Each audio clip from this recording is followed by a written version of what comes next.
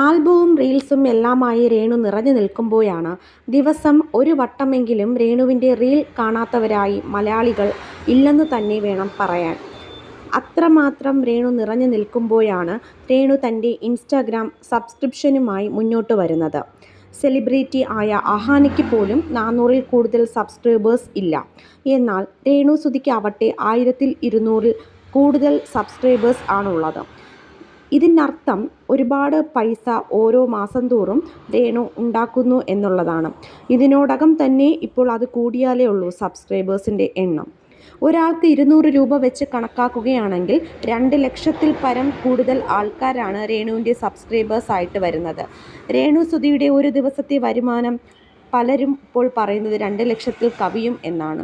Renu Sudhi subscription തുടങ്ങിയപ്പോൾ അതിൽ subscription എടുത്ത് ആ വീഡിയോസ് എല്ലാം പ്രൈവറ്റാക്കി തങ്ങളുടെ അക്കൗണ്ട് വഴി പബ്ലിഷ് ചെയ്യുകയാണ് പലരും.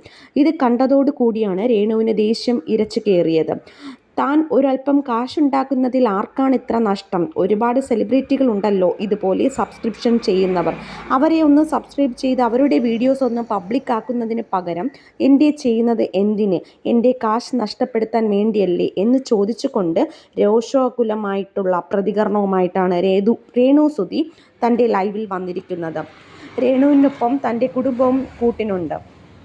തൻ്റെ വളർച്ചയ്ക്ക് തകർച്ചയുമായിട്ടാണ് പലരും ഇന്നിപ്പോൾ കൂടെ നിൽക്കുന്നതെന്നും കുടുംബക്കാരല്ലാതെ മറ്റു പലരും തൻ്റെ കൂടെ റീൽസ് ചെയ്തവരാവട്ടെ അല്ലെങ്കിൽ കൂടെ നിന്ന് ചതിച്ചവരാവട്ടെ എല്ലാവരും ഇന്ന് തനിക്കെതിരാണെന്നും തൻ്റെ ഈ ഒരു വളർച്ചയെ സന്തോഷത്തിലല്ല അവരെ വീണ്ടും രേണു സുധിയെ തകർച്ചയിലോട്ട് ആക്കി തീർക്കാനാണ് നോക്കുന്നതെന്നുമാണ് രേണു സുധി പറയുന്നത്. എന്നാൽ രേണു പറയുന്നു, ആരൊക്കെ തകർത്താലും എന്നെ ആർക്കും തകർക്കാൻ കഴിയില്ല.